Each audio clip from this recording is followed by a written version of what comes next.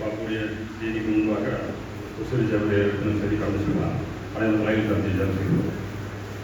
பரலோகத்தில் வாசமாக இருக்கும் பரிசுத்த தகவலை தேர்தலில் வாசம் செய்ய நடிச்சுக்கிறோம். உங்களுக்கு இப்பொழுது சந்தர்ப்பத்தை நாங்கள் பிரயோஜனப்படுத்திக் கொள்வதற்காக எங்களை கொண்டு சென்று நடிச்சுக்கிறோம். வந்திருக்கிறோம். நாங்கள் கற்றாலே ஏதோ கடமைக்காக வந்து செல்லாதபடிக்கு இந்த காரியத்தை கொண்டு நாங்கள் இன்னும் திட்டமாய் தியானமாய் நாங்கள் அந்த காரியத்தை கற்றுக்கொள்ள உத்தேசம் எடுத்தோம். பரிசுத்தாவை நாங்கள் நசைப்படுவது என்பதை வந்து கொண்டவர்களாய் நாங்கள் பயத்தோடும் பக்தியோடும் இந்த தொழிலில் நாங்கள் முடிக்க உத்தேசம் எடுத்தோம். எங்களுடைய ஞானத்தை கட்டாத காரியங்களை தெரியப்படுத்தும். வராமல் கடைப்படமாக காத்திருக்கிறோம். அவர்களும் விரைவில் வந்து தொழிலை ஆஸ்வாதிப்பட்டு உத்தேசம் எடுக்கிறார்கள். இந்த தொழில் ஆரம்பம் முதல் முடிவிலிருந்து நீருடைய பேருந்து சகலம் உலகம் கிரயமாய் செய்து முடிக்க எங்களுக்கு உதவி எடுப்போம். எந்த ஒரு இடைஞ்சலும் இல்லாதபடிக்கு நல்ல முறையில் செய்து முடிக்க எங்களுக்கு உதவி எடுத்துள்ளதாய் எங்கள் ஆதரவு லட்சம் மீட்புமாய் உலகத்தை தங்களோடு கேட்கும் ஜீவனோட படம் செய்தார்கள்.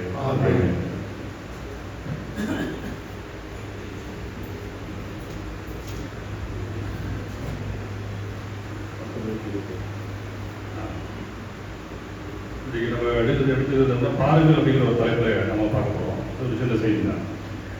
என்னென்னா நமக்கு வசப்படுத்தது அப்போ என்ன ஆகுதுன்னா நமக்கு நம்ம எது சொல்கிறது அதில் வந்து உலகத்தில் நமக்கு வந்து நம்மளை வந்து இன்னுமே வந்து மருத்துவர்கள் எப்படி பார்க்குறாங்கன்னா நம்ம உடம்பை வந்து படைக்க எப்படி இயங்குறதுங்கிறது நமக்கு ஒரு ரொம்ப ஆச்சரியமான விஷயமா இருக்குது. எப்படி இதெல்லாம் செயல்படுது அப்படி இன்னும் நம்மளுடைய உடலை பற்றி ஆராய்ச்சிகள் நடந்து கொண்டே இருக்குன்னா இன்னும் கண்டுபிடிக்க முடியாத நிறைய விஷயங்கள் இருக்குது. இதில் ஒன்று முக்கியமான ஒன்று பார்த்தீங்கன்னா இந்த கண்ணு நினச்சி பாருங்க. பாவத்துக்கு பெரும்பாலும் 90% இதுதான் காரணம், கண்ணு தான். எனக்கு சமீபத்தில் ஒரு வெரிஃபிகேஷன் ஒன்று வந்திருந்தது. அதுக்கு பார்க்கும்போது பார்த்தீங்கன்னா இப்போ பிறவிலேயே வந்து பார்வை இல்லை அப்படின்னா அது வந்து அவ்வளோ தெரிஞ்சுக்காது. இடையில கண்டுபிடிச்சு வைங்க, அது வந்து இருக்கிறது ரொம்பவும் கொடுமையான விஷயம். அப்போ என்ன ஆச்சுன்னா நமக்கு தெரிஞ்ச ஒரு அந்த பையனுக்கு 7 வயசு இருக்கும்போது என்ன ஆகுதுன்னா கண்ணில் இருக்கிற நீரெல்லாம் கம்ப்ளீட்டாக வற்றி அப்படியே கண்ணு வந்து அப்படியே சிங்க் ஆயிடுச்சு. அதுக்கு என்னென்னு கேட்டால் லட்சத்தில் ஒருத்தருக்கு இந்த மாதிரி வருவாங்க. அப்போ 7 வயசுல அவருக்கு பார்வை போய் திரும்பவும் அவர் வந்து ஆனால் விடாமுயற்சியாக பரிசு எழுதி இன்னைக்கு வந்து ஒரு கவர்மெண்ட் வேலையில் இருக்காரு. அப்போ நமக்கு அந்த வெரிஃபிகேஷன் வந்து பேச வேண்டிய சூழ்நிலை இருந்தது. அப்போ பாருங்க என்ன அப்படின்னா நீங்கள் ஒரு நாள் கூட கண்ண முடியுதுன்னு பாருங்க. நம்ம பற்றி எந்த ஒரு இதுவுமே உங்களுக்கு வாசம் பார்க்க வேண்டியதில்லை, இன்ஸ்டாகிராம் பார்க்க வேண்டியதில்லை, டிவி பார்க்க வேண்டியதில்லை, கலர் தெரியாது, நமக்கு முன்னாடி வைக்கிற சாப்பாடு என்ன கலர்னு தெரியாது. என்ன நமக்கு இச்சைக்கு முதல் காரணம் என்னதான் இருக்கு, கண்ணு தான். அப்போ நம்ம கிறிஸ்துவனை நமக்கு புதிய ஏற்பாடு சொல்லும் போது உன் கண் என்ன சொல்றாங்க, உன் கண் ஆமா இல்லையா? லூக்கா 11ஆம் அதிகாரம் 34ஆம் வசனம் பாருங்க.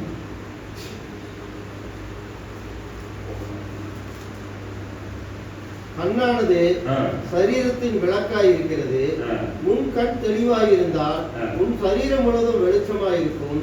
உன் கண் கெட்டதாயிருந்தால் உன் சரீரம் முழுவதும் இருளாயிருக்கும். என்ன செய்ய நமக்கு கண்ணுதான். நமக்கு உண்டான பாவத்துக்கு காரணமே என்னதான் வருது. என்ன சொல்ற, உன் கண்ணு உனக்கு பரலோகம் போறதுக்கு உன் கண்ணு உனக்கு இடமா இருந்தால் ஆமா நீ குருடனா வந்து பிரச்சனை இல்லாத அப்படிங்கிறது. ஏன் அப்படின்னா நமக்கு இச்சைக்கு மொதல் காரணம் என்னதான் வருது, நமக்கு கண்களாகத்தான் பாதிக்கப்படுது. அப்ப இந்த கண்ணை வைத்து நம்ம பலவாறான காரியங்கள் செய்த போதிலும் என்ன அது நமக்கு வேதத்துல அந்த கண்ணை வச்சு நீங்க இப்படி பாருங்க அப்படின்னு சொல்லி சொல்றாங்க. பாருங்க அப்படிங்கிறாரு. எப்படி பாருங்க, நம்ம சொல்லுவாங்க இப்ப நம்ம குழம்பு மாதிரி பாக்குறாங்க சொல்லுவாங்க தெரியுமா உங்களுக்கு, இன்னும் சொல்லுவாங்க ரொண்ட கண்ணில் பார்க்குறாங்க எப்படி எல்லாம் பரவாயில்ல சொல்லுவாங்க. ஆனா நமக்கு வந்து என்ன சொல்லுவாங்க, நமக்கு தேவன் என்ன சொல்றாரு, உங்க கண்ணை நீங்க ஏர் எடுத்து பாருங்க அப்படிங்கிறது. இந்த ஏர் எடுத்து பாருங்க அப்படிங்கிறது என்ன காரணம் அப்படின்னா, நான் இவ்வளவு தூரம் பேசிருக்கிறேன் பாக்குறேன்னா பாரு அப்படிப்பாங்க. கவனிச்சிங்களா? நம்ம கவனிக்காம இருக்கும்போது என்ன சொல்லுவாங்க, நான் இவ்வளவு தூரம் பேசுறேன் அவன் என்ன பாக்குறானா பாருங்க அப்படின்னா. அப்ப என்ன அப்படின்னா நம்ம ஒரு அசட்டை செய்வது போல அப்படிங்கிறது மாதிரி இல்லாதபடிக்கு தேவன் ஒரு எச்சரிக்கையான வார்த்தை கொடுக்குறாரு. நீங்களும் உன் கண்களை வச்சு நீங்க எத்தனையோ விஷயம் செய்றீங்க, ஆனா தேவனுக்கு உண்டான காரியத்துக்காக உங்க கண்ணை நீங்க என்ன பண்ணுங்க, ஏறெடுத்து பாருங்கிறாரு. எப்படி சொல்ற, சில இடத்துல ஏறெடுத்து பாருங்கிறாரு. எப்படி என்ன சொல்றாரு அப்படின்னா, உங்க எஸ்ஐ தீர்க்கதரிசனம் பற்றி சொல்லும் போது தேவ நீதி எப்படிப்பட்டதுங்கிறத நீங்க அறிஞ்சு கொண்டு உங்க கண்களை ஏறெடுத்து பாருங்கிறாரு. சொல்ற எஸ்ஐயா 40ஆம் அதிகாரம் 26ஆம் வசனம். உங்கள் கண்களை ஏறெடுத்து பாருங்கள், அவைகளை சிருஷ்டித்தவர் யார்? அவர் அவைகளின் சேனையை இலக்கத்திட்டமாக புறப்பட பண்ணி அவைகளை எல்லாம் பேர் பேராக அழைக்கிறவராவே. போதுமா? ஆரம்பிக்கும் எப்படி ஆரம்பிக்கிறாரு வசனம்? கண்களை ஏறெடுத்து பாருங்க. எதுக்கு எதிர்பார்த்து சொல்றாரு? அவரோட பாரு, என்னோட மகத்துவம், என்னோட கை மகத்துவத்தை பாருங்க, எப்பேற்பட்ட ஆளுங்கிறத பாருங்க. இது சும்மா என்னத்தையும் பாக்குறீங்க. நான் என்னோட மகத்துவம் எப்படிங்கிறத நீங்க அது என்னோட சிஸ்டத்தை பாருங்க. நீ பார்த்து பிரம்மி படிக்கிற அளவுக்கு இருக்குது. இன்னும் வந்து என்ன சொல்றாங்க, இன்னமும் கேலக்சிக்கிறாங்க இல்லையா, பிளாக் கொடுக்குறாங்க. இன்னும் நம்ம அந்த இதை கண்டுபிடிக்கவும் முடியல. அவ்வளவு பெரிய விஞ்ஞான உலகத்துக்கு சவால் கொடுக்குற லெவல்ல இருக்குது படைக்கப்பட்ட படைப்பு. அப்படி இருக்கிறதா? அப்ப என்னோட மகத்துவத்தை அறிந்துக்குள்ள நீங்க உங்க கண்ணுல ஏறெடுத்து பாருங்கிறாரு. இன்னொரு விஷயத்த என்ன சொல்றாரு, தேவ நீதி எடுத்து கொடுத்தா உங்க கண்களை ஏறெடுத்து பாருங்கிறாரு. அதே எசாயா 51ஆம் அதிகாரம் 6ஆம் வசனம். உங்கள் கண்களை வானத்துக்கு ஏறிடுங்கள், கீழே இருக்கிற பூமியை நோக்கி பாருங்கள். வானம் புகையை போல் ஒளிந்து போம், பூமி வஸ்திரத்தை போல் பழசாய் போம், அதன் குடிகளும் அப்படியே ஒளிந்து போவார்கள். என் ரட்சிப்போ என்றென்றைக்கும் இருக்கும், என் நீதி அற்று போவதில்லை. என்னோட நீதி எப்படிப்பட்டதா இருக்குன்னு சொல்றாரு.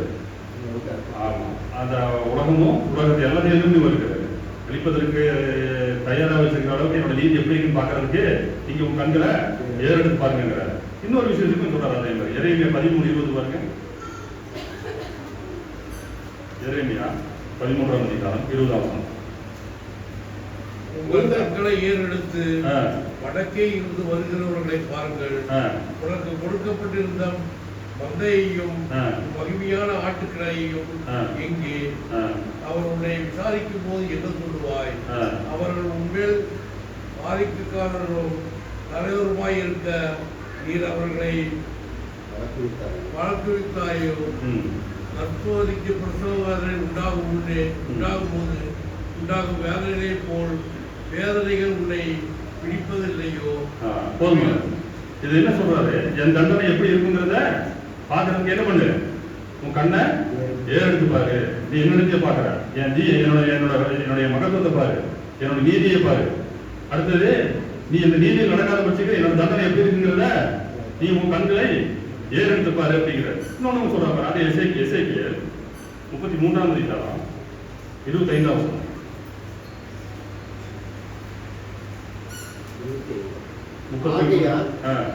ஆகையால் நீ அவர்களை நோக்கி, நீங்கள் இந்த ரத்தத்தோட கூடியதை தின்று உங்கள் நரகலான விக்கிரங்களுக்கு நேராக உங்கள் கண்களை ஏறெடுத்து ரத்தத்தை சிந்தியிருக்கிறீர்கள், நீங்கள் தேசத்தை சுதந்திரத்தை கொள்வீர்களோ? இது என்ன சொல்றீங்க, பாவத்தின் தன்மையை, பாவத்துக்கு அப்பால் என்ன நன்மை ஆகும் அப்படிங்கறது பாக்குறதுக்கு என்னங்கிறது கண்ணை ஏறெடுங்க. அப்போ நம்ம என்ன பண்றோம், நாம வந்து உலக பிரகாரமான வகையில பார்வையிலாக நம்ம பார்த்து கொண்டு போய் கொண்டிருக்கோம். ஆனா தேவன் அதையும் தாண்டி என்ன செய்ய சொல்றாரு, உங்க கண்களை நீங்க பார்க்கிற விதத்துல இன்னும் நிறைய இருக்கு, அந்த வழியாக பாருங்க அப்படிங்கிறார். அப்படி பார்க்க சொல்ற சமயத்துல தான் கிறிஸ்துவானவர் வந்து என்னாச்சுன்னா, அவர் இந்த பூமியில் இருக்கிற சமயத்துல இந்த சமாரியா தேசம் வழியா போக வேண்டிய நிலைமை வந்தது. இந்த சமாரியா என்ன பிரச்சனை அப்படிங்கிறதுக்காக பெரும்பாலும் இவர் வந்து தன்னுடைய யூத ஜனங்களுக்கு வந்தாலும் கூட என்னாச்சு, சொந்த ஜனங்களை அவர் ஏற்றுக்கொள்ளாதனால இது முதல் புரஜேரியா இருக்கும் பிரசங்கிக்கப்படும் அப்படின்னு சொல்லிட்டு என்ன பண்றாரு, புரஜேரிய தேசத்துக்கு போறாரு.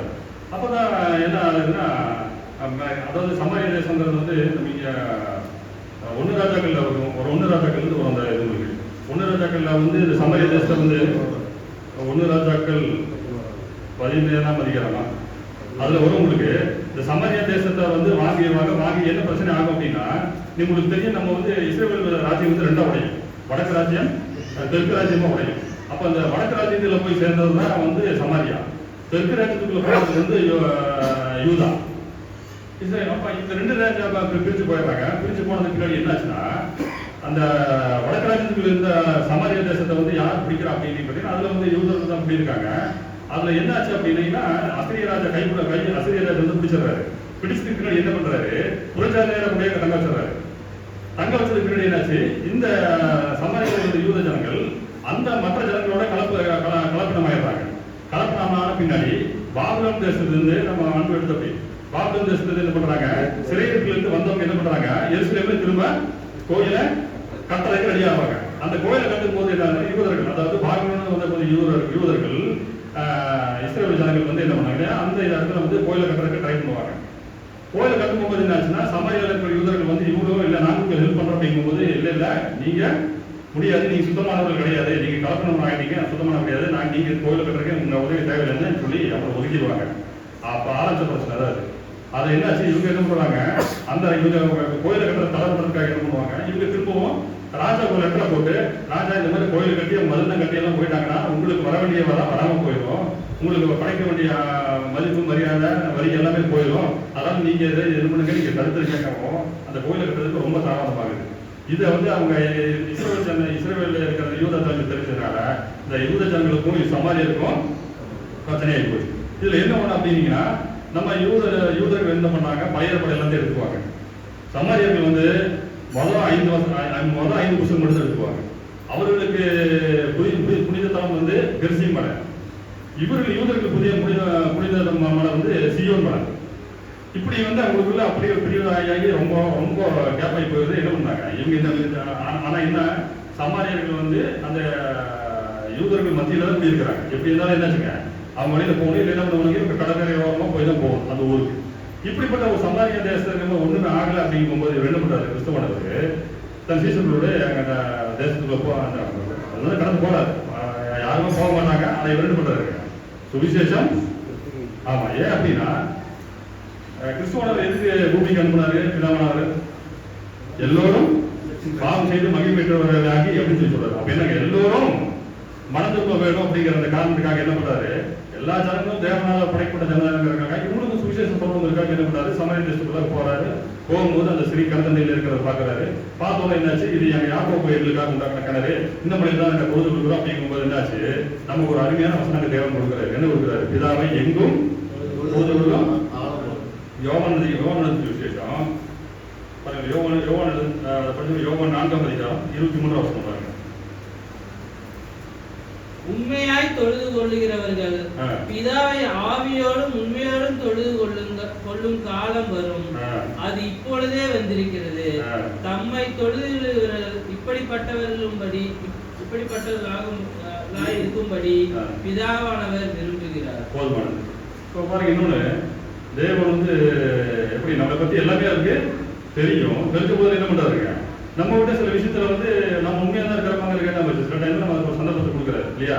நம்ம என்ன பேசுறோம், உண்மை பேசுறோமா பொய் பேசுறோமா இருக்கு. இதே காரியம் தான் இந்த சமாரிய ஸ்திரீக்கும் கேட்கிறாரு. பேசும்போது என்ன பண்றாரு, நீ போய் உன்னோட புருஷனை கூட்டிட்டு வாங்குறாரு. அப்ப அந்த என்ன சொல்றது அந்த அதுக்கப்புறம் இல்லையா, எப்படி எனில் 5 புருஷர் உனக்கு இருந்தார்கள், இப்பொழுது உனக்கு இருக்கிற உனக்கு புருஷன் அல்ல, இதை உள்ளபடி சொன்னாய் என்ற உள்ளபடி சொன்னாய். அப்ப என்னாச்சுன்னா, அதாவது சொல்ற தேவையா இருந்தா கூட நம்மகிட்ட இருக்கிற ஒரு உண்மை தன்மையை பாக்குறேன். நீ சொன்ன உண்மைப்படி சொன்ன நீ ஓகே அப்படின்னு என்ன பண்றது, இவருக்கு தன்னை வந்து விஷயங்கிறத வெளிப்படுத்துறது. அந்த வெளிப்படுத்துற சமயத்தில் என்ன ஆச்சுன்னா, அந்த இடத்துல உணவு வந்ததுக்கு அது எப்படி உணவு அந்த இடத்துல வந்ததுன்னு தெரியல. அதோட பயந்தலாம் உடனே சீசர்கள் என்ன பண்றாங்க, நாம பார்க்குற மாதிரி சீசன் பார்த்தாங்க. என்ன செய்யறாங்க, அவரை இது போஜனம் வந்துச்சு இங்கே சாப்பிடலாங்கிறாங்க. அப்ப அவர் என்ன சொல்றாரு, அப்பதான் அவரை நமக்கு கொடுக்குற வசந்து கொடுக்குற 4ஆம் அதிகாரம் 35ஆம் வசனம் பாருங்க. அறுப்பு காலம் வருகிறதற்கு இன்னும் 4 மாதம் செல்லும் என்று நீங்கள் சொல்லுகிறது இல்லையா? இதோ வயல் நிலங்கள் இப்பொழுதே அறுப்புக்கு விளைந்திருக்கிறது என்று உங்கள் கண்களை ஏறெடுத்து பாருங்கள் என்று நான் உங்களுக்கு சொல்லுகிறேன். என்னன்னா சாப்பாடாய முக்கியம் அவர் கேட்கிறார். இந்த ஆத்மாவெல்லாம் இருக்குது, இந்த ஆத்மாவில் நான் என்ன செய்ய போறேன், நான் இந்த ஆத்மாவாக தான் நான் வந்திருக்கிறேன், அதுதான் அதுதான் என்னோட முதல் வேலை. அந்த முதல் வேலையை செய்யாம சாப்பிட்றதுல வந்து நீங்க நாட்டமா இருக்கிறீங்களே அப்படின்னு சொல்லிட்டு. ஏன்னா அந்த மோரியா மலைக்கீழ தான் இந்த இடம் இருக்கு. இது வந்து செழிப்பான இடம். இங்க வந்து என்ன வச்சுக்க வயல்கள் இருந்து அதெல்லாம் என்ன பண்றாருங்களா, இவருக்கு பின்னாடி நிற்கிற அந்த டாக்டரோட பார்த்து பேசுறாரு. அது பாருங்க, வயல் அறுப்புக்கு ரெடியா இருக்குது. அதுக்கு நான் என்ன சொல்றதுக்கு, அறுப்பு காலம் வருவதற்கு இன்னும் 4 மாதம் செல்லும் என்று நீங்கள் சொல்லுகிறது இல்லையோ, ஏதோ வயல்கள் இப்பொழுதே அறுப்புக்கு விளைந்திருக்கிறது, உங்கள் கண்களை பாருங்க. நீ சாப்பிட மாதிரியா பாக்குற அந்த வயல, நான் வந்து அறுவடைக்கு ஆத்மா அறுவடைய பாக்குறேன், நீ என்ன பண்ண, நீ வயலை பார்த்துட்டு இருக்கிற அப்படின்னு சொல்லி சீசருக்கு கலந்து கொடுக்குறாரு. ஏன் அப்படின்னா அவர் என்ன சொல்றாருங்க, பிதாவானவர் எனக்கு அனுப்புனா என்ன செய்ய, அவர் சித்தத்தின் செய்வதே என்னுடைய மெய்யான போதனமா இருக்குங்க. அப்ப அப்ப மெயினா என்னோட மெய்யான வேலை என்ன அப்படிங்கிறாரு. சாப்பாடு என்னோட வேலை இல்ல, பிதாவானவர் எனக்கு என்ன வேலை கொடுத்தாரோ அந்த வேலை செய்வதுதான் என்னோட வேலை. மற்றது இல்லை இருக்குதான் செய்யும். ஆனா என்ன சொல்றாரு அவரு, என்னோட மெய்யான பிரதான பாத்திரம் என்னங்கிறாரு, ஆத்தும அறுவடையை செய்ய சொல்றாரு. அந்த மாதிரி நீ கண்ணில் எடுத்து பார்க்க கேட்கிறாரு. ஏன் அப்படின்னா இந்த சமவெளியான பகுதியில் வந்து பாத்தீங்கன்னா இந்த மோரை பகுதிக்கும் பெருசியும் ஏவால் இன்னும் 2 மலைக்கு இடைப்பட்ட விளைச்சல் இடம் தான் இந்த சமாரிய தேசம். ஏன் அப்படின்னா இந்த மலையில நின்றுதான் யார் பண்ணதா, யோசுவா வந்து இஸ்ரவேல் ஜனங்களுக்கு வந்து ஆசீர்வாதத்தை குறித்தும் சாபத்தை குறித்தும் சொன்ன ஒரு இடம். அதனால என்ன செஞ்சாரா, அவங்களுக்கு ரொம்ப முக்கியமான இடம். அந்த முக்கியமான இடத்துல தான் என்ன செய்ய நமக்கும் முக்கியமான செய்தி கிடைக்க வேண்டியதா இருக்கு. எதுல பாத்தீங்கன்னா யோவான் சுவிசேஷம் 8ஆம் அதிகாரம், சரி யோசுவா 8ஆம் அதிகாரம்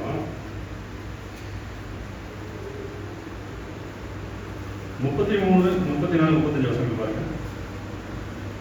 இஸ்ரவேல் ஜனங்களை ஆசீர்வதிக்கும்படி கர்த்தரின் தாசனாகிய மோசே முதலில் கட்டளையிட்டதன்படியே இஸ்ரவேலர் எல்லாரும் அவருடைய மூப்பரும் அதிபதிகளும் நியாயாதிபதிகளும் அந்நியர்களும் இஸ்ரவேலில் பிறந்தவர்களும் கர்த்தருடைய உடன்படிக்கை பெட்டியை சுமக்கிற லேவியரான ஆசாரியருக்கு முன்பாக பெட்டிக்கு இருபுறத்திலும் பாதி பேர் பெருசி மலைக்கு எதிர்ப்புறமாகவும் பாதி பேர் ஏபால் மலைக்கு எதிர்ப்புறமாக நின்றார்கள். அதற்கு பின்பு இது பாத்தீங்கன்னா இந்த மலையை குறிப்பிடுறீங்களா, இந்த மலை இருக்கிற இடம் தான் இந்த சமாரியா தேசம். அப்ப என்னன்னா உங்களுக்கு ரொம்ப முக்கியமான பகுதியா இருக்குது, ஒரு நல்ல விளைச்சல் ஏரியா. அப்போ உங்களுக்கு கண்ணுக்கு பார்த்தோம் வயலுக்கு தான் கண்ணுக்கு தெரியுது, ஆனா வயலுக்கு முன்பாக இருக்கிற மனிதர்களை உங்களுக்கு கண்ணுக்கு தெரியல. அந்த ஆத்தும பாரம், அந்த ஆத்தும அறுவடை பத்தி அவங்களுக்கு தெரியல. கிறிஸ்துவ சொல்றாரு பாருங்க, யோவான் சுவிசேஷம் 4ஆம் அதிகாரம் 35ஆம் வசனம் பாருங்க. அறுப்பு காலம் வருகிறதற்கு இன்னும் 4 மாதம் செல்லும் என்று நீங்கள் சொல்லுகிறது இல்லையா? இதோ வயல் நிலங்கள் இப்பொழுதே அறுப்புக்கு விளைந்திருக்கிறது என்று உங்கள் கண்களை ஏறெடுத்து பாருங்கள் என்று நான் உங்களுக்கு சொல்லுகிறேன். அதான் சொல்றாரு, ஆத்மா பார்க்க கூட சொல்றாரு. என்ன சொல்றாரு, அப்ப ஆத்மா ரெடியா இருக்குது, அதுக்கு அறுவடைக்கு வேண்டிய வேலையை செய்யுங்க, சாப்பிட்ற வேலையை பார்க்காதீங்க. மத்தேயு சுவிசேஷம் 9ஆம் அதிகாரம்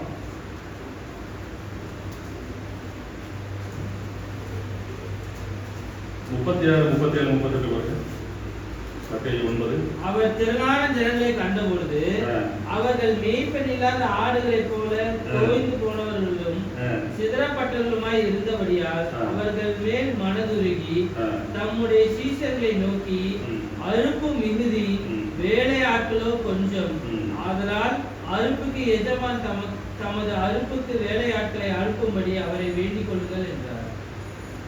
என்ன சொல்றாரு, ஜனகிட்ட அவர்கள் மெய்ப்பினால ஆளுங்க போய் தொய்ந்து போனவர்கள் சுத்தப்பட்டவர்கள் இருந்தபடியால் அவர்கள் மேல் என்ன ஆச்சுங்க, மனதுருகு. ஆத்மா வந்து போயிருமே அப்படிங்கிற ஒரு அதை மனதுருகி தம்முடைய சீஸ்கள் நோக்கி, அறுப்பு மிகுதி, வேலையாட்களோ கொஞ்சம், அதனால் அறுப்புக்கு எஜமான் தமது அறுப்புக்கு வேலையாட்களை அனுப்பும்படி அவரை நம்ம அவர் என்ன சொல்றாரு, நீங்க எதற்கோ வேண்டுறீங்க இல்லையா, ஆத்மா தான் இசைக்கு அறுவடை செய்யறதுக்கான வேலைக்கு என்னை தயார்படுத்தோ இல்லை, எனக்கு இன்னைக்கு ஒரு நாள் ஆத்மா வேணும்னு நம்ம எங்கேயே ஜெபிச்சிருக்கோமா? நம்ம ஜெபிக்கிறது இல்லை. ஏன்னா நமக்கு அந்த பழக்கத்துக்கு உண்டான வரல. நம்ம என்ன அவ்வளோ தூரம் நம்ம என்னன்னு இல்லைங்க, நம்மளோட எண்ணத்தையும் அவ்வளோ தூரம் கொண்டு போகல. என்னாச்சுன்னா அதை கொண்டு போனால் தான் நம்ம ஜெயிச்சிருவோங்க இல்லையா. நமக்கு வந்து தேவையில்லாத நெருக்கங்களும் தேவையில்லாத மன உளைச்சல்களும் கொடுத்து அந்த லெவல்லையே வந்து யோசிக்காத அளவுக்கு என்ன பண்ணி வச்சிருக்காங்க, சாதாரண மனக்கண்களை குருடாக்கி வச்சிருக்காங்க. ஆனா என்ன அதையும் தாண்டி தேவன் என்ன சொல்றாரு, ஆத்ம அறுவடை கண்டிப்பா நீங்க செஞ்சு ஆகும் அப்படிங்கிறது. அது நமக்கு ஒரு கடையாகவே கொடுக்கப்பட்டிருக்கு. அப்ப இங்க என்ன சொல்றாரு, கண்களை ஏறெடுத்து பார்க்கிற விஷயத்துல முதல் விஷயம் அப்போஸ்தலர் 11ஆம் அதிகாரம் 26ஆம் வசனம் பாருங்க. அவர்கள் 1 வருஷ காலமாய் சபையோட கூடியிருந்து அநேக ஜனங்களுக்கு உபதேசம் பண்ணினார்கள். முதல் அந்தியோகியாவிலே சீஷர்களுக்கு கிறிஸ்துவர்கள் என்கிற பேர் வழங்கப்பட்டது. அதாவது என்ன அப்படின்னா, கிறிஸ்துவனர் வந்து நம்ம குரு இல்லையா, குருவோட வலை வந்தவர்கள் யாரு, சீஷர்கள். குரு என்ன வேலை செஞ்சாலும் அந்த வேலை யார் செய்வாங்க, சீஷர்கள் செய்வாங்க. சீஷர்கள் வந்து இப்ப நாம வந்து வசனத்தை கேட்டோம், ஞானஸ்தானம் விசுவாசித்தோம், ஞானஸ்தானம் பெற்றோம், ரட்சிக்கப்பட்டோம் சொல்றோம். ரட்சிக்கப்பட்ட நாம அவரோட உபதேசத்தின்படி நடக்கிறோம் இல்லையா? அப்ப உபதேசப்படி நடக்கிறதா இருந்தா நமக்கு என்ன பேரு? சீஷர் பேரு. அப்ப சீஷரா இருக்கிற நாம அவர் செஞ்ச வேலையை நம்ம செய்யணுமே செய்யக்கூடாதா? அதைத்தான் அவர் கேட்கிறாரு. அப்ப அவர் விட்டு போன வேலையை யார் செய்யறது? அதுக்கு தான் இங்க கேட்கிறாரு. அறுப்பு அதிகமா இருக்குது, வேலையாட்களோ கொஞ்சமா இருக்குது. அந்த வேலையாட்களை அறுப்புக்கு நீங்க என்ன பண்ணுங்க? வேண்டிக் கொள்ளுங்கிறாரு. நீங்க வேண்டுங்கிறாரு, வேண்டிக் கொள்ளுங்க. இன்னும் அறுப்பு வேலையாட்களை அதிகமா அனுப்பும்படி நீங்க வேண்டுங்கிறார். ஆத்மா வந்து அவ்வளவு முக்கியத்துவம் கொடுக்குறாரு. ஆனா நாம என்ன பண்ணாங்க? அது பண்ண முடியல. முதல் நூற்றாண்டுல வேலை பார்த்த மாதிரி யாருக்கும் வேலை பார்க்க முடியல இன்ன வரைக்கும், இல்லைங்களா? என்ன பாருங்க,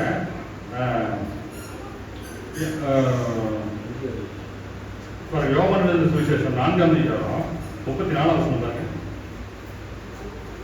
இயேசு அவர்களை நோக்கி, நான் என்னை அனுப்பினவருடைய சித்தத்தின்படி செய்து அவருடைய கிரியை முடிப்பதே என்னுடைய போஜனமாய் இருக்கிறது. முக்கியத்துவம் தான் கொடுக்குறாரு.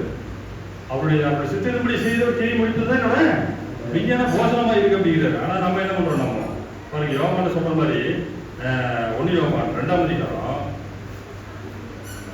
15ஆம் வசனம். உலகத்தில் உள்ளவைகளிலும் அன்பு கூறாதீர்கள். ஒருவன் உலகத்தில் அன்பு கூர்ந்தால் அவனிடத்தில் பிதாவின் அன்பு இல்லை. முடிஞ்சு போச்சு. உலகத்திலும் உலகத்தில் உள்ளவைகளிலும் அன்பு கூறாதீர்கள். அப்படி நீங்க அன்பு வச்சுட்டீங்கன்னா என்ன இல்லைங்கிறது? பிதாவின் அன்பு இல்லைங்கிறது. நமக்கு வந்து டெம்பரரி அவஸ்தா, நம்முடைய தேவைகளை பூர்த்தி செய்வதற்கு சில விஷயங்கள் தேவை கொடுத்துருக்கிறாரு. அதை செஞ்சுட்டு போயிடும், அவ்வளவுதான். மற்றபடி என்ன செய்யுங்க? உலகத்தில் உள்ளவைகளிலும் நீங்கள் அன்பு கூறாதீர்கள்ங்கிறாரு. பிலிப்பியர் சொல்லும்போது என்ன சொல்றாரு? கிறிஸ்து இயேசுக்குள் இருந்த சிந்தையே உங்களிலும் இருக்க கடவுள். அவர் என்ன சிந்தையில் இருந்தாரு? அதான் சொல்றாரு. பிலிப்பியர் 2ஆம் அதிகாரம் 5ஆம் வசனம் என்ன சொல்லுது நமக்கு? கிறிஸ்து இயேசுவில் இருந்த சிந்தையே உங்களிலும் இருக்க கடவுள். அவர் என்ன சிந்தை இருந்தது அவருக்கு? நமக்கு இங்க பிலிப்பியர் என்ன சொல்றாரு? கிறிஸ்து இயேசுவில் இருந்த சிந்தையே உங்களில் இருக்கிற கடவுள். கிறிஸ்து இயேசுக்கு என்ன சிந்தை இருந்தது? அவரை என் பிதாவின் சித்தத்தின்படி செய்வது என்னுடைய சித்தமா இருக்கிறாரு. பிதாவுடைய சித்தம் என்ன? உலக மக்கள் எல்லாரும் ரட்சிக்கப்படணும். அப்ப கடைசியில் எங்க வந்து நிற்கிறீங்க? நாம யாரும் எந்த வேலை செய்ய வேண்டியதா இருக்கிறோம். நம்ம கிறிஸ்து இயேசுக்குள்ள சிந்தா நமக்குள்ள இருக்குங்கிறாரு. அப்பதான் நாம வந்து கிறிஸ்துவா இருக்க முடியும். அப்ப நம்ம கிறிஸ்து இயேசுக்குள்ள சிந்தா நமக்குள்ள இருக்கணும். அவங்க என்ன பண்ணணும்? நம்ம ஆத்மா அறுவடை குறித்து பாரம் நமக்குள்ள இருக்குதாங்கிறத நம்ம செக் பண்ணணும். அதைத்தான் அவர் சொல்றாரு.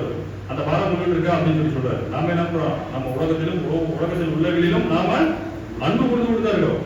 ஆனா அது வேஸ்ட். அதான் சொன்ன மாதிரி நமக்கு கண்ணு தெரியலன்னா பாதி பிரச்சனை இல்ல. யார் என்ன பண்றா, என்ன பேசுற, என்ன கலரு, என்ன உர போட போறோம், இன்னைக்கு நம்ம தலை எப்படி இருக்குது, நம்ம பவுடர் எங்க, நம்ம பவுடர் மூஞ்சில எந்த ஒட்டி இருக்கு ஒட்டல, இல்ல ஏத்த மாதிரி போறவன் எப்படி இருப்பான், இல்ல பின்னாடி வராங்க யாராவது தெரியுமா நமக்கு, இல்ல ஒரு இன்ஸ்டாகிராம்ல ஒண்ணு வருது நம்ம பார்க்கணும், எதுவுமே இல்லை. இப்போ நமக்கு என்ன சொல்றாங்க? இப்போ கண்ணு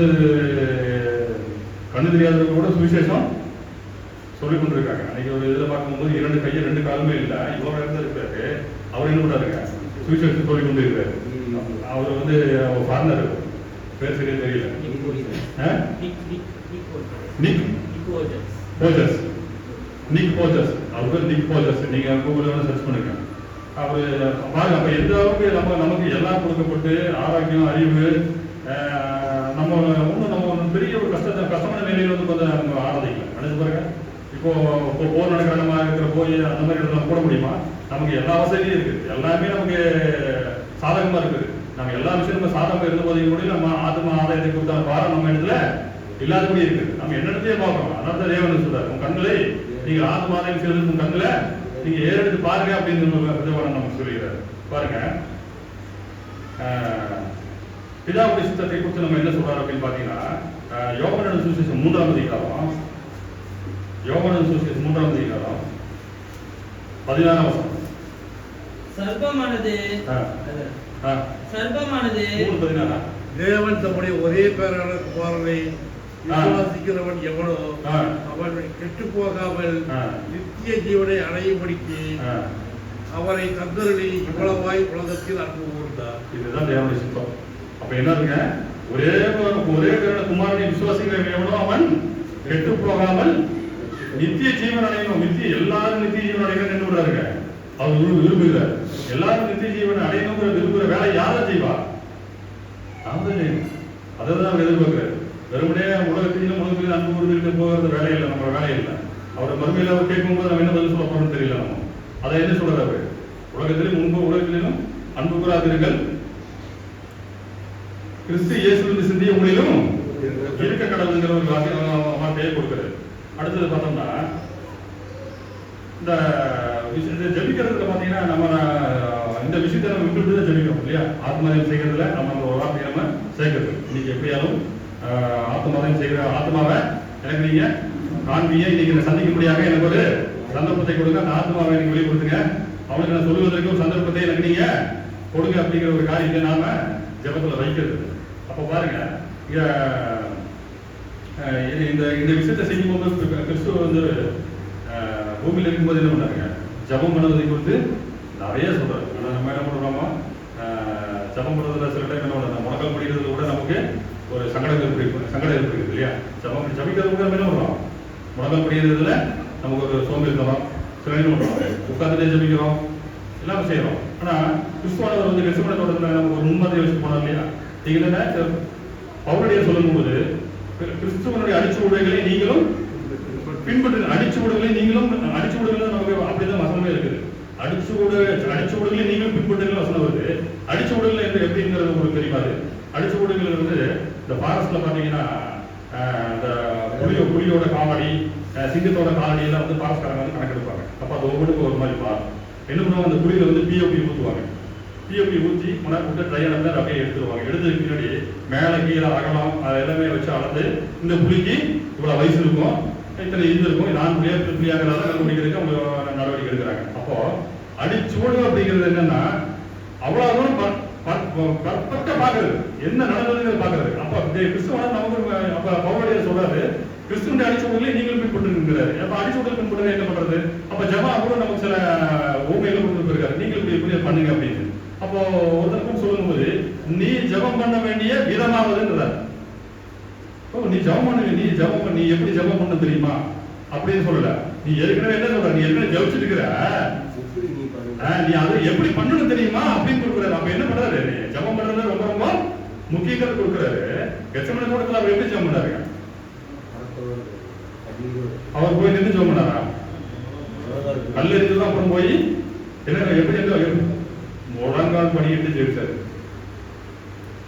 ஒரு ஆத்ம பாரம், அடுத்தது தன்னுடைய வேலையை முடிக்க போகிறது, இன்னும் அடுத்தது தன்னுடைய சரீரம் வந்து பிக்கப்பட போகிறது. அந்த பாரத்தை ஜெபிக்கும் போது ரத்த நாளங்கள் வருவாக, வியர்வை நாளங்கள் வருவாக, ரத்தங்கள் வெளியே வருவதாக நமக்கு அவங்க கொடுக்க வசனத்தை வாசிக்கிறோம். அப்ப பாருங்க, ஜபம்ங்கிறது ரொம்ப ரொம்ப முக்கியம். அப்ப இந்த விஷயத்துக்கும் நாம எப்படி பண்ணணும், ஆதாயம் செய்வதற்கும் ஜபம் வந்து ரொம்ப அவசியமாக கொடுக்கப்படுகிறது பார்க்கிறோம். மத்திய சுவிசேஷம் 9ஆம் அதிகாரம் 36, 37, 38 வசனங்கள் சரி இருக்கு.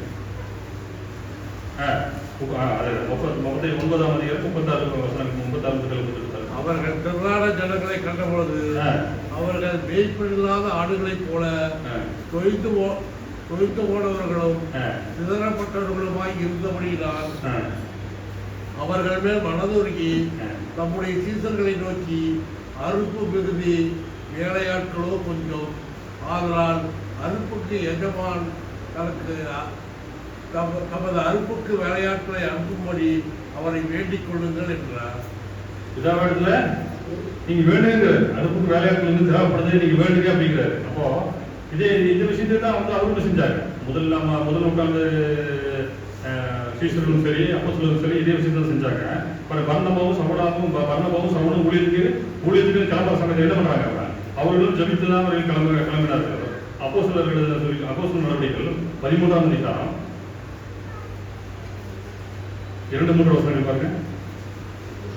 அவர்கள் கர்த்தருக்கு ஆராதனை செய்து உபவாசித்துக் கொண்டிருக்கிற போது பர்னபாவையும் சவுலையும் நான் அழைத்த ஊழியத்துக்காக அவர்களை பிரித்து விடுங்கள் என்று பரிசுத்த ஆவியானவர் திருவுளப்பட்டினார். அப்பொழுது அவர் உபவாசித்து ஜெபம் பண்ணி அவர்கள் மேல் கைகளை வைத்து அவர்களை அனுப்பினார்கள். உபவாசித்து ஜெபித்து ஜெபம் பண்ணி போற காரியம் பெரிய காரியம். நம்ம என்ன போய் கவனிக்கணும் இல்லையா? நீ போகக்கூடிய காரியம் பெரிய காரியம், ஆத்து மறுபடியும் செய்யக்கூடிய காரியம். அந்த காரியத்துக்கு நீ போற, நீ உபவாசித்து ஜெபிச்சு அவர்கள் அனுப்புனாங்க. சவுடு மரணம் இல்லைங்களா? சவுடு மரணம் அப்புறம் என்ன பண்ணாங்க?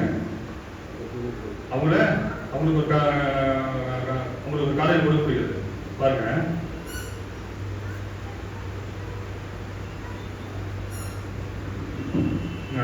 இது கூட ஒரு சில பாருங்க. அப்போஸ்தலர் 2ஆம் அதிகாரம் 42ஆம் வசனம். அப்போஸ்தலர் 2:42. அவர்கள் அப்போஸ்தலருடைய உபதேசத்திலும் அந்யோன்யத்திலும் அப்பம் பிட்டுதலிலும் ஜெபம் பண்ணுதலிலும் உறுதியாய் தரித்திருந்தார்கள்.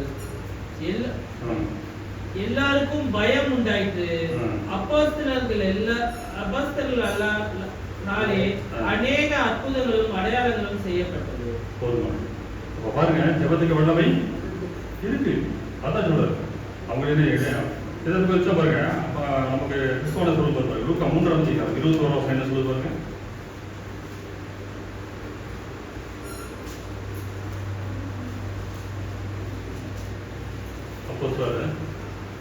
லூக்கா 3:21. ஜனங்கள் எல்லோரும் ஞானஸ்நானம் பெற்ற போது இயேசுவும் ஞானஸ்நானம் பெற்று ஜெபம் பண்ணுகையில் வானம் திறக்கப்பட்டது. ஞானஸ்நானம் பண்ணி அவர் என்ன பண்ணாரா? ஜெபம் பண்ணாரு. இதை கூட நான் எப்ப என் கூட இருக்கிறவர் நான் அப்படின்னு ஜெபம் பண்ணிட்டாரா? நமக்கு ஒரு முன்மாதிரியை வச்சுட்டு போறாரு. கிறிஸ்துவானவர் என்ன பண்ணி ஞானஸ்நானம் பெற்றோர் வெளியே வந்து என்ன பண்ணாங்க? ஜெபம் பண்ணுகிறாருன்னு வசனம் கொடுக்கப்படுகிறது. அதே 6ஆம் அதிகாரம் 12ஆம் வசனம் பாருங்க. 12 பாருங்க. அதே 6:12. அந்நாட்களிலே அவர் ஜெபம் பண்ணும்படி ஒரு மலையின் மேல் ஏறி, அந்நாட்களிலே அவர் ஜெபம் பண்ணும்படி எங்கே இருந்தாங்க? மலையின் மேல் ஏறி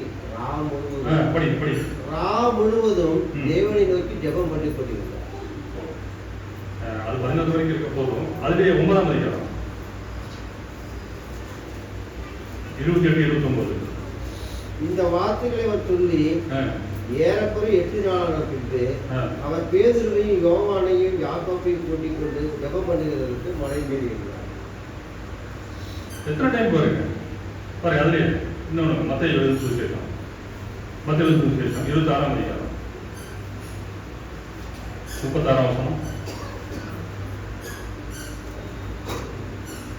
அந்த நாளையும் அந்த நாளிகையும் என் பிதா ஒருவர் தவிர மற்றொன்றும் அறியான். அவர்களுடைய கெத்சமனே எனப்பட்ட இடத்திற்கு வந்து ஈசர்களை நோக்கி, நான் அங்கே போய் ஜெபம் பண்ணுவதும் நீங்கள் இங்கே உட்கார்ந்தீர்கள் என்று சொல்லி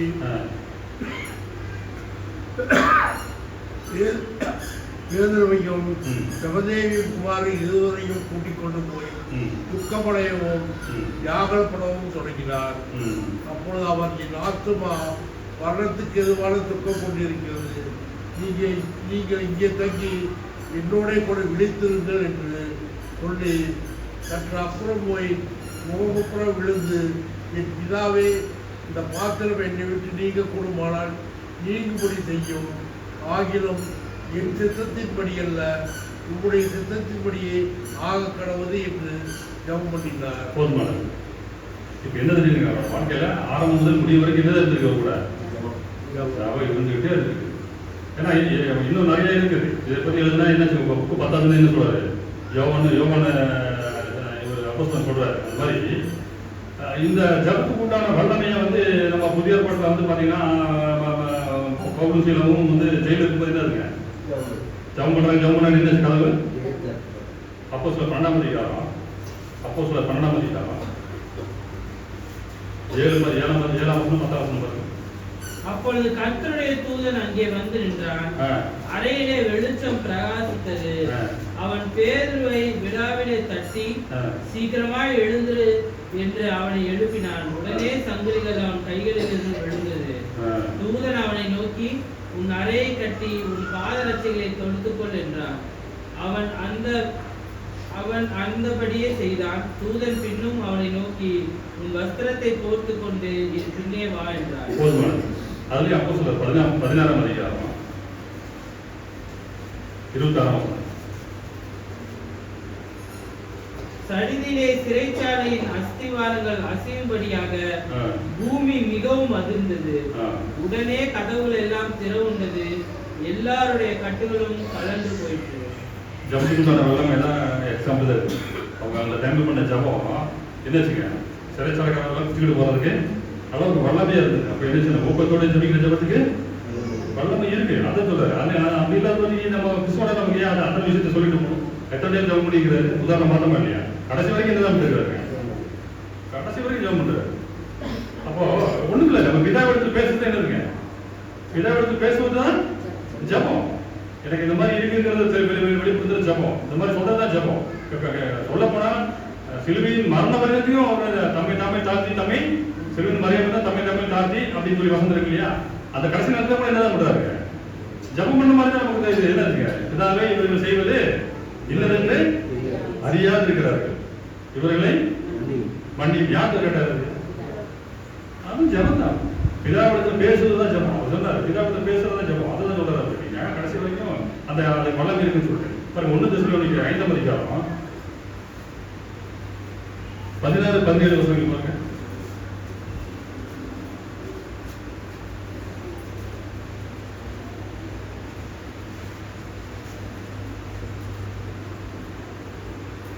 இப்பொழுது சந்தோஷமாய் இருங்கள், இடைவிடாமல் ஜெபம் பண்ணுங்கள். என்ன பண்ணுங்க, இடைவிடாமல் ஜெபம் பண்ணுங்க.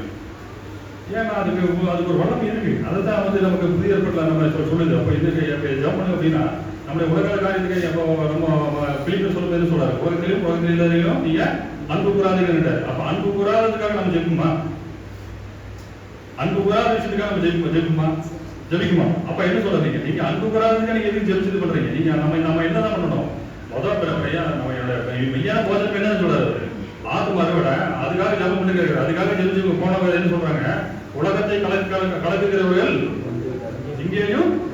அப்ப என்ன கலக்கலைங்க, எப்படி பண்ண எப்படி முடிஞ்சவங்களா முதல் கிறிஸ்தவர்கள் அவங்க என்ன பண்றாங்க, அந்த ஆத்ம பாரத்தோடு தேவத்தோடு ஜெபிச்சுட்டு போறாங்க. தேவனோட சிந்தை என்னங்க, ஆத்ம ரட்சிக்கணும்னு ஜெபம். அப்போ அவருக்கு நேரடியாக தெரிஞ்சப்ப என்னோட வேலையா போற விஷயத்துலயும் அவங்க கொடுத்துருக்க ஈஸியா சொல்றாரு. அப்ப என்ன போற இடத்துல உங்களுக்கு வெற்றி, போற இடத்துல சொல்றாங்க 5000 பேர் 10,000 பேர் திரளான ஜனங்கள் ரட்சிக்கப்பட்டார்கள். அனுதினமும் அவர்களை யார் சேர்ந்திருந்தா வசனம் அப்படிதான் இருக்கும். ரட்சிக்கப்படுவர்களை அனுதினமும் பவுலும் பேதுருவும் சபையில சேர்த்து கொண்டு வந்தாலும் இருக்கான்.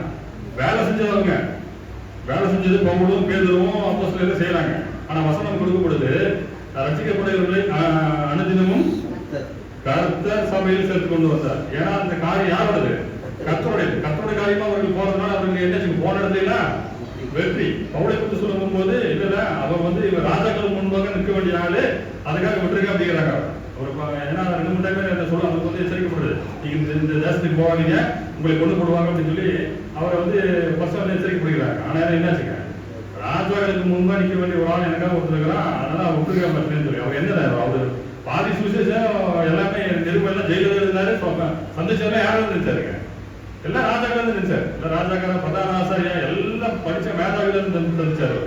அப்போ அவரோட வேலையா போறவருக்கு அவர் எப்பவுமே ஆட்டோமேட்டிக்கா இந்த விஷயத்துக்காக நான் போறேன் ஜெயிச்சுட்டு போகும்போது கண்டிப்பா அதுக்கு உண்டான ஆத்மாவை தேவன் நமக்கு காண்பிப்பாரு. அதற்கு உண்டான பார்வையோட நீங்க ஆத்மா பார்வையோடு ஜெயிக்கின்ற தேவன் விரும்புகிறார். இன்னொன்னு என்னன்னா நம்ம கண்டிப்பா நம்ம அதுக்கு போகணும்னு தேவன் விரும்புகிறார் இல்லையா? பாருங்க, மத்தேயு எழுதின சுவிசேஷம் 28ஆம் அதிகாரம் 19ஆம் வசனம். ஆகையால் நீங்கள் புறப்பட்டு போய் சகல ஜாதிகளையும் சீஷராக்கி பிதா குமாரன் பரிசுத்த ஆவியின் நாமத்திலே அவர்களுக்கு ஞானஸ்தானம் கொடுத்து நான் உங்களுக்கு கட்டளையிட்ட யாவையும் அவர்களுக்கு கைக்கொள்ளும்படி அவர்களுக்கு உபதேசம் பண்ணுங்கள். இதோ உலகத்தின் முடிவு வரையிலும் சகல நாட்களிலும் நான் உங்களுடனே கூட இருக்கிறேன் என்றார். ஒரு கூப்பிட்டு இது யாருக்கு சொல்றாரு? சீசருக்கு சொல்றாரு. சீசருக்கு பேதுரு கூப்பிட்டு, பேதுரு உனக்கு சொன்னது எல்லாத்தையும் இந்த விஷயத்தை யார்கிட்டயே சொல்லி நீ அவங்களை அனுப்பிடு அப்படி சொல்லியிருக்கிறாரு. பேதுரு கூப்பிட்டு, பேதுரு யோவானு மத்தேயு மார்க்கு யாராவது இருக்காங்க வைங்க கூப்பிட்டு, பேதுரு நான் உனக்கு சொன்ன பத்தியா அது எல்லாத்தையும் ஒருத்தர் சொல்லி அவங்க அனுப்பிடு, நீ உன் வேலையை பாரு அப்படின்னாரா? ஆரம்பிக்கும் போது நீங்க என்னன்னு சொல்லி ஆரம்பிங்க? நான் உங்களுக்கு கட்டளையிட்டு நீங்கள் நீ போங்க, நீ போ, நீ வந்து இன்னொருத்தருக்கு சொல்றது நீ போய் அங்க போய் சொல்லி இங்க போய் சொல்லு, நீ புறப்பட்டு போய் நான் சொன்ன யாவையும் கை கொள்ளும்படி அவர்களுக்கு நீங்க சொல்லுங்க. நீ உனக்கு கொடுத்த வேலையை நீங்க போ அப்படிங்கிறது அதுதான் சொல்றாரு. இப்போ இது யாருக்கு கொடுத்த வேலை? நமக்கு இது நமக்கு கொடுத்த வேலை, நாம தான் புறப்பட்டு போகணும். நமக்கு இதுக்கு வந்து ஆல்ரெடி யாரும் கிடையாது. நமக்கு உண்டான வேலையை நம்ம செஞ்சு தான். அதே மார்க் 16-15 பாருங்க. மார்க் 16-15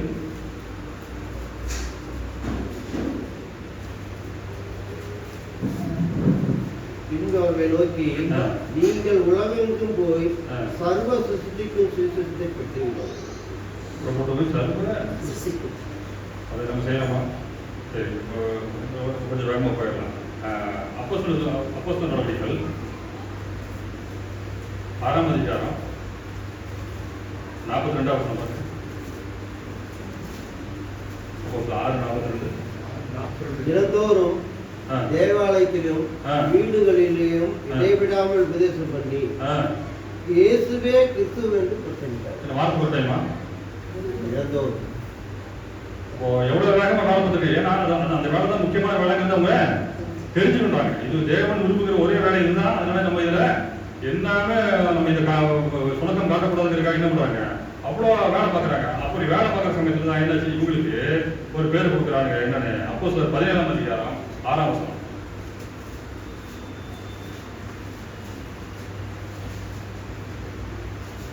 அவர்கள் பிரிகியா கலாத்தியா யோசனையும் சில சகோதரையும் மக்களுக்கு அதிகாரிகளிடத்தில் இழுத்து கொண்டு வந்து 17 உலகத்தை கலக்கிறவர்கள் இங்கேயும் வந்திருக்கிறார்கள். இவர்கள் யாசோன் ஏற்றுக்கொண்டான். இவர்கள் எல்லோரும் இயேசு என்னும் வேறொருடைய ராஜா என்று சொல்லி நாயனுடைய கட்டளைகளுக்கு விரோதமாக செய்கிறார்கள் என்று கூப்பிடுவது என்று இவைகளை கேட்டுக்கொண்டிருந்த ஜனங்களையும் பட்டணத்து அதிகாரிகளையும் கலகம் பண்ணினார்கள். பின்பு அவர்கள் யாசோனிடத்திலும் மற்றவர்களிடத்திலும் ஜாமீன் வாங்கி கொண்டு அவர்களை விட்டுவிட்டார்கள். என்ன செய்ய உலகத்தை அப்ப எந்த அளவுக்கு அவங்க அந்த வேலை செஞ்சிருக்காங்க பாருங்க. ஏன்னா கிறிஸ்தவர்கள் வந்து கடைசியா வந்து பரலோகத்துக்கு நம்ம எடுத்துக்கொள்ளப்பட போகும்போது அவர் கடைசியா என்ன சொல்லிருக்காரு? மத்திய கடைசியில் பாருங்க, கடைசி வசனம் தான்.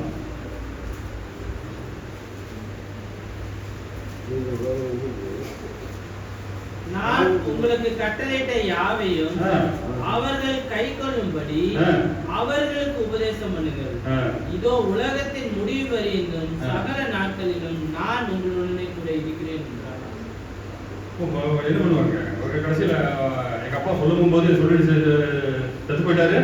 இது சத்தியமா நானே சொல்லுவது தெரியல. எப்பா நம்ம இந்த பிரச்சனை இருக்குது, இதுக்கு இத்தனை கொடுக்க வேண்டியது இருக்குது, நான் வாங்க வேண்டியது இருக்குது, ஒரு லட்ச ரூபா அவருக்கு கொடுக்க வாங்க வேண்டியது இருக்குது, இது எப்படி வாங்கிடு அப்படின்னு 2 லட்சத்துக்கு போயிடுவாரு. 2 பண்ணுவாருங்க. எங்க அப்பா கடைசியா சொல்லிட்டு போனாரு, அதை நானே செஞ்சேன் ஆகணும்னு அதுக்கு முயற்சி பயங்கரமா இருக்குது. நைட்டு கூட தூங்க மாட்டாரு.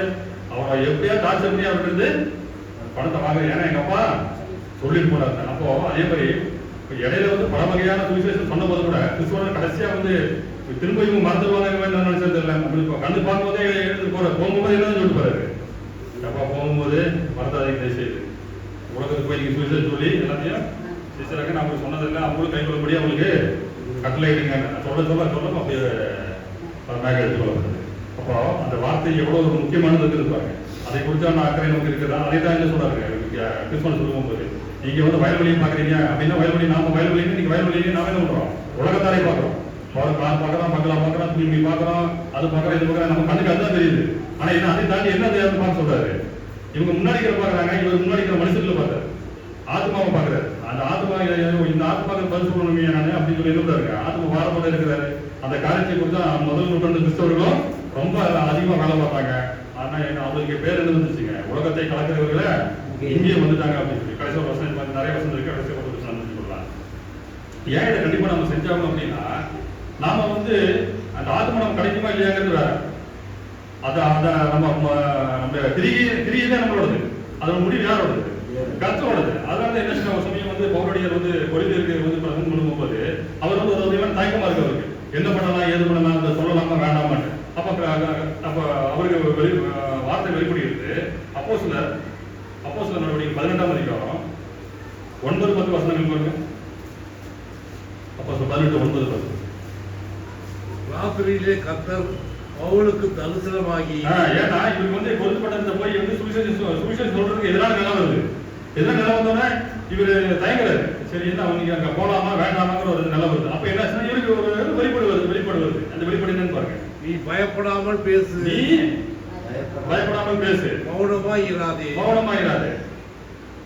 நான் உன்னுடனே கூட இருக்கிறேன், உனக்கு தீங்கு செய்யும்படி ஒருவனும் உன்மேல் கை போடுவதில்லை, இந்த பட்டணத்தில் எனக்கு அநேக ஜனங்கள் உண்டு என்றார்.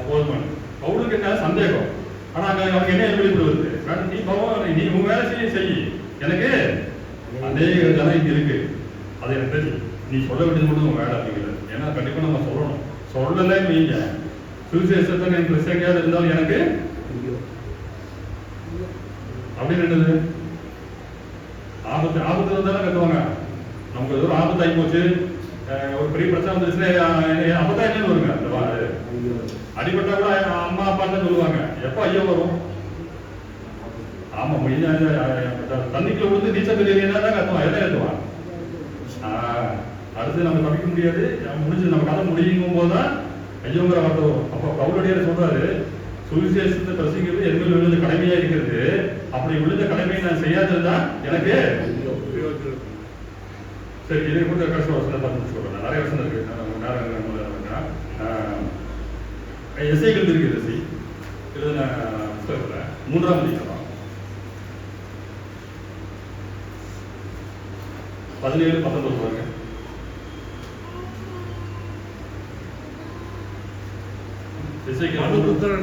மனுபுத்திரனே, உன்னை இஸ்ரவேல் வம்சத்தாருக்கு காவலராக வைத்து நீ என் வாயினாலே வார்த்தை கேட்டு என் நாமத்தினாலே அவர்களை எச்சரிப்பாயாக.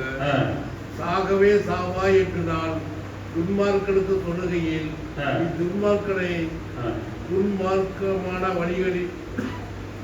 வழியில் இராதபடிக்கு எச்சரிக்கும்படியாகவும் அவனை உயிரோடே காக்கும்படியாகவும் அதை அவனுக்கு சொல்லாமலும் நீ அவனை எச்சரிக்காமலும் இருந்தால் அந்த துன்மார்க்கன் துன்மார்க்கத்திலே சாவான். அவன் இரத்தப்பழியோ கையிலே கேட்பேன். நீ துன்மார்க்கனை எச்சரித்தும் அவன் துன்மார்க்கத்தையும் தன் ஆகாத வழியை விட்டு திரும்பாமல் போவானாகில் அவன் தன் துன்மார்க்கத்திலே சாவான். நீயோ வென்றால் உன் ஆத்துமாவை தப்புவிப்பாய். இது என்ன சொல்றாரு? அதாவது மனுபுத்திரனே, உன்னை இஸ்ரவேல் வம்சத்திற்கு காவலனாக வைத்தேன் அப்படின்னு வச்சுங்க. நமக்கு ஒரு வாழை கொடுக்குறாரு. மனுபுத்திரனே, உனக்கு சுவிசேஷத்தை சொல்லும்படியாக ஒரு சுவிசேஷம் எல்லாத்தையும் சொல்லும்படியாக உன்னை காவலனாக வைத்து நீ என் வாயினாலே வார்த்தையை கேட்டு என் நாமத்தினாலே அவர்கள் எச்சரிப்பாயாக. அவரோட வார்த்தையை நம்ம கேட்டுக்கிறோம், ஆனா இது வரைக்கும் எச்சரிக்கை செய்தோமா இல்லையாங்கிறது தெரியாது. நீ துன்மார்க்கனை எச்சரித்து அவனை வந்து அந்த வழியிலிருந்து தப்பிக்காம போனா அவனோட ரத்தப்படியை என்ன அது படிக்கிறது. நீ துன்மார்க்கனை எச்சரித்தோம் அவன் தன் துன்மார்க்கத்தையும் தன் ஆகாத வழியை விட்டு திரும்பாமல் போவானாக்கி அவன் தன் துன்மார்க்கத்திலே சாவான். நீயோ என்றால் உன் ஆத்மாவை திருப்பிடுவான். இப்ப இங்க ஆரம்பிக்கும் போது என்ன சொல்றாரு, நம்மளைய மனுபுத்திரனே உன்னை இஸ்ரவேல் வம்சத்திற்கு காவலனாக வைத்திருக்கிறாரு. யாரை காவலனா வைப்பாரு? அவருக்கு பிரியமானவங்களை, அவருக்கு அவருடைய சத்தத்தின்படி நடக்கிறவங்க, அவருடைய உபதேசத்தின்படி நடக்கிறவங்க காவலனா வைப்பாரு. ஏன்னா அவருக்கு பிடிச்சவங்க காவலனா வைப்பாரு. அப்ப இஸ்ரவேல் வம்சத்துக்கு காவலனாக வச்சேங்கிறாரு. கடைசியில் என்ன சொல்றாரு, உன் ஆத்மாவை தப்பி வைக்கிறாரு. இவரே நல்லா தான் நடந்துக்கிறாரு. நல்லா நடக்கிறவருக்கு ஏன் திரும்ப ஆத்மாவை தப்பி வைக்கணும்? என்ன காரணம் அப்படின்னா, இவருக்கு முன்பாக இருக்கக்கூடிய துன்மார்க்கத்தில் நடக்கும் போது அதை எச்சரிக்காதபடிக்கு நீ பேசாம இருந்தீங்கன்னா நீ உன் ஆத்மாவை தப்பி வைக்க மாட்டாங்கிறார். அதான் அதுக்கு முன்னாடி ஒரு வார்த்தை கொடுக்குறாரு. அவன் திரும்பி அதாவது திரும்பாம போயிட்டா இந்த மாதிரி இங்க வந்து திரும்பி அதாவது முதல்ல சொல்லாம போயிட்டா அப்படின்னா அவனோட அர்த்தப்படியே உங்கள்கிட்ட கேட்கறாரு. இந்த வசனம் நல்லா படிச்சீங்கன்னா துன்மார்க்கங்கிட்ட நீ சொல்லாமையே போயிட்டீங்கன்னா அவனோட அர்த்தப்படி உங்கள்கிட்ட கேட்க அப்படிங்கிறாரு. நீ சொல்லியும் அவன் மனதிலுமா போயிட்டீங்கன்னா பிரச்சனை இல்லை, நீ உன் ஆத்மாவை தப்பிப்பாங்க. அப்ப என்ன வேலை நம்மளுது சொல்றதுதான் வேலை. அதான் இங்க வந்து தேவை வச்சிருக்கிறாரு. அப்போ ஏற்கனவே மனுபுத்திரனை காவலனா வச்சவன் காவலனா வச்சிருக்கிறவனுக்கு என்னன்னு சொல்றாரு, உன் ஆத்மா தப்பிக்கணும்னா துன்மார்க்கத்தில் நடக்கிறவங்க நீங்க எச்சரிக்கை செய்ய வேணுங்கிற ஒரு வார்த்தையை நம்ம கொடுக்குறாரு. இது அவருக்கு மட்டும் இல்லை, புதிய ஏற்பாடு காலத்தில் வாழக்கூடிய நமக்கும் அதைத்தான் தேவன் சொல்லுகிறது. நீங்கள் உலகம் போய் சர்வ சிருஷ்டிக்கும் சுவிசேஷத்தை பிரசங்கிக்கிறாரு. அதை செய்யாதபடிக்கு போனா நம்ம ஆத்மாவை நான் தப்பிக்குமா? இல்ல, தப்பிக்க மாட்டேன்னு நான் சொல்லல, வசனம் சொல்லுது. நீ உன் ஆத்மாவை தப்பிக்க மாட்டேன்னு வசனம் தான் சொல்லுது. கடைசி வசனம் ஒன்று 2 தீமோத்தேயு 4:2. 2 தீமோத்தேயு 4:2. சமயம் வாய்த்தாலும் வாய்க்காவிட்டாலும் நீ ஜாக்கிரதையாய் திருவசனத்தை பிரசங்கம் பண்ணு, எல்லா நீடிய சாந்தத்தோடும் உபதேசத்தோடும் கட்டணம் பண்ணி கடிந்து கொண்டு புத்தி கொடு.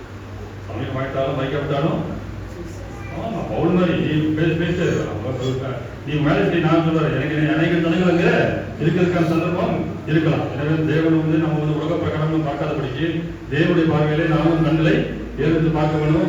தேவன் செய்த காரியத்தை நம்ம செய்வது இந்த காலம் கொஞ்சம் போயிடுச்சுன்னு பரவாயில்ல, இருக்கக்கூடிய காலத்தை கூட நம்ம பிரயோஜனப்படுத்தி தேவன் விதமாய் நம்ம வந்து இருப்போம். அப்பதான் என்ன பண்ண முடியும், நம்முடைய ஆத்மாவை நாம தப்பிக்க முடியும் என்பதை கெடுக்கிறேன். இந்த வார்த்தைகளை தேவன் ஆசிரியர்